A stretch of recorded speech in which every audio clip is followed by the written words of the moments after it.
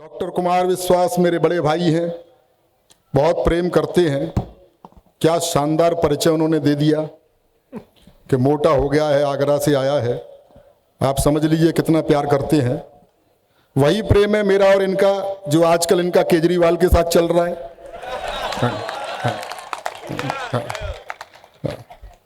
थोड़ी देर आनंद लीजिएगा। प्रेम प्यार की कविताएं साक्षी पढ़ गई, अक्षर तक घायल हैं और पता नहीं क्या क्या परेशानी बताई।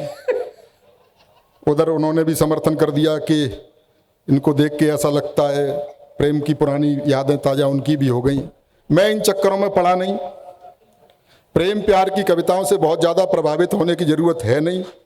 ये कॉलेज टाइम में जो कुछ हरकतें की गई होती हैं उसका काव्य अनुवाद है। हाँ, कॉलेज तो मैं भी जाता था लेकिन मैं पढ़ने जाता था। बहुत अच्छे। हाँ, प्रयास मैंने भी किए कोई प्रेमिका हो, ऐसा नहीं हो सकता इनको दिखी हो प्रेमिका की नीली नीली आंखें तो वैसा लिख दिया।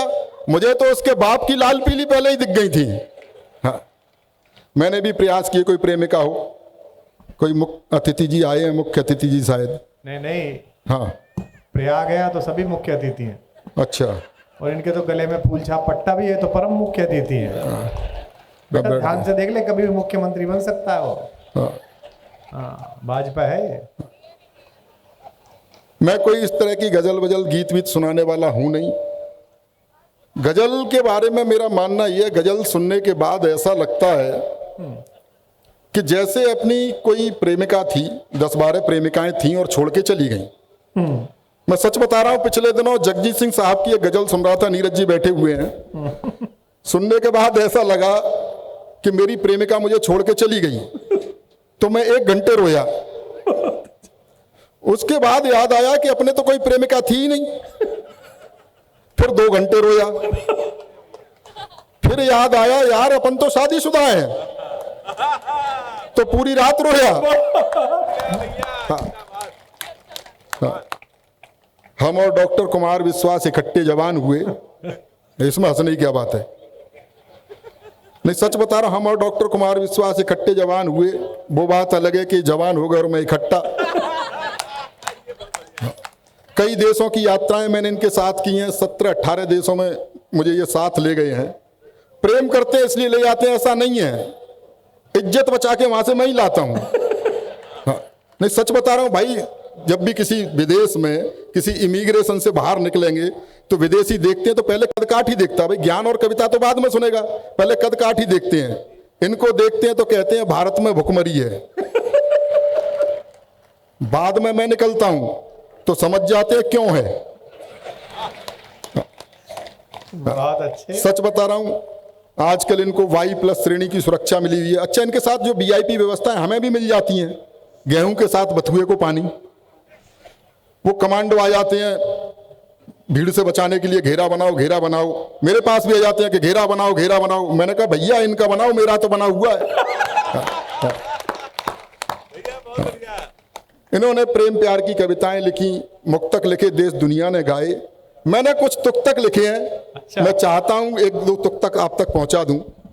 एक बार जरा तालियां वालियां बजा दीजिए। वाह रमेश। इन्होंने लिखा, मोहब्बत सिर्फ एहसासों की पावन सी कहानी है, कभी कबीरा दीवाना था कभी मीरा दीवानी है। मैंने कहा करके देखो मोहब्बत है क्या। मोहब्बत सिर्फ खर्चों की बड़ी लंबी कहानी है। समझ रहा हूं बहुत लोगों का बजट बिगड़ा हुआ है। हाँ, अब आनंद के साथ सुनना। कि मोहब्बत सिर्फ खर्चों की बड़ी लंबी कहानी है, कभी पिक्चर दिखानी है कभी साड़ी दिलानी है। मास्टर रोज कहता है कहाँ है फीस के पैसे, मास्टर रोज कहता है कहाँ है फीस के पैसे। उसे समझाऊं मैं कैसे, मुझे छोरी पटानी है। इधर एक की तो चीख निकल गई।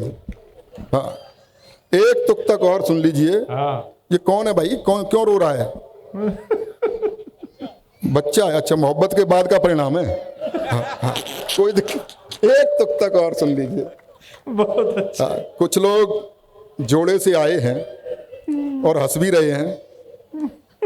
हाँ, भाभी जी बच्चे को चुप करा लीजिए, हाँ, वरना मंच पे दे जाइए, जब हेमंत पांडे फ्री हो गया ये चुप करा देगा। नहीं नहीं, नहीं। करा लीजिए भाभी जी, करा लीजिए। मैं जानता हूँ बच्चे को चुप कराना कठिन काम है भाभी जी, लेकिन मैं ये भी जानता हूँ जब आप ठान लेती है तो बच्चा तो क्या इसका बाप चुप हो जाता है। आप कोशिश करें, एक बार ताली बजाइए जोरदार रमेश को। रमेश तो पढ़। हाँ, कुछ लोग जोड़े से आए और हंस भी रहे हैं, ये बड़ी बात है, बहुत मुश्किल काम है। कुछ युवा पीढ़ी के लोग बैठे हैं, कॉलेज प्रांगण में कार्यक्रम है, एक ज्ञान की बात सुन लीजिए। जिनकी हो गई है उनका तो मैं क्या कर सकता हूं, लेकिन जो बचे हुए हैं वो सुन लीजिए। ये बीवी तो मुसीबत की ही लेकर आएगी आंधी, वाह, ये बीवी तो मुसीबत की ही लेकर आएगी आंधी, गुलामी में ही जियोगे न कुछ कर पाएंगे गांधी। वाह। अरे कुछ सीख लो अपने बड़े सलमान भाई से, वाह, सलमान खान। अरे कुछ सीख लो अपने बड़े सलमान भाई से, दूध बाजार का पीते रहे पर भैंस न बांधी। बहुत अच्छे। बहुत बढ़िया। हाँ, एक कह रहा है पीछे से बंसमोर, हाँ, कितना भी बंसमोर कर लो उसमें डेयरी का पता फिर भी नहीं आएगा। हाँ, लगे हाथ एक तुक तक और सुन लीजिए कि किसी कमनीय, ये नारी के सशक्तिकरण का आप सुन लीजिए, इसको नारी सशक्तिकरण से जोड़ लीजिए, क्या बढ़िया कविता पढ़ी उसने। ये किसी कमनीय कन्या का कहीं पर दीद हो जाए, दीद हो जाए। वाह, वाह, पहली लाइन तो मैं अच्छी लिखता हूं। हाँ। किसी कमनीय कन्या का कहीं पर दीद हो जाए, संभव है नहीं उस पल सभी की ईद हो जाए। एंटी रोमियो स्क्वाड वाले घूमते हैं अब, न जाने कब कहां पर आपकी बकरीद हो जाए। बहुत बढ़िया, बहुत शानदार आप सुन रहे हैं। हाँ, मैं बहुत अच्छा लग रहा है, इतनी भीड़ यहाँ पर इकट्ठी कर दी है डॉक्टर उदय प्रताप सिंह जी ने, बहुत अच्छा लग रहा है, बहुत शानदार। और मैं कोरोना के बाद इलाहाबाद आया हूँ, कोरोना काल निकल के गया, 2 लॉकडाउन हमने झेले, कितना बुरा समय था। पहला लॉकडाउन याद कीजिए आप, पहला वाला, कितने डरे हुए थे, सर्फ के पैकेट को सर्फ से धो रहे थे। अपनी ही पत्नी के साथ घर में बंद थे, हाँ, उसी की शक्ल देखनी पड़ रही थी, ब्यूटी पार्लर तक बंद थे। बाद में सरकार को थोड़ी दया आई तो उसने शराब की दुकानें खुलवा दी, जिसे पी करके चुड़ैल भी सुंदर दिखाई देती है। क्या विषम परिस्थितियों से निकले हैं साहब। 2 ही लोग उस समय सेवा कर रहे थे, डॉक्टर और पुलिस। डॉक्टर वैक्सीन लगा रहे थे और पुलिस बाहर लाठियां फटकार रही थी। अच्छा, डॉक्टर पूछ भी लेते थे कि पिछली बार किधर लगी थी, पुलिस नहीं पूछ रही थी। अच्छा है। और सच्ची घटना बता रहा हूं, ये कोई मजाक नहीं, कोई जोक नहीं है। मेरी पत्नी मुझसे बोली लॉकडाउन में, अच्छा बाहर पुलिस है, कि सुनो जी मेरी लिपस्टिक खत्म हो गई है, मेरी सहेली के घर से एक लिपस्टिक ले आओ। तो मैंने कहा तेरे जरा से होठ लाल करने के चक्कर में पुलिस मेरा क्या क्या लाल करेगी।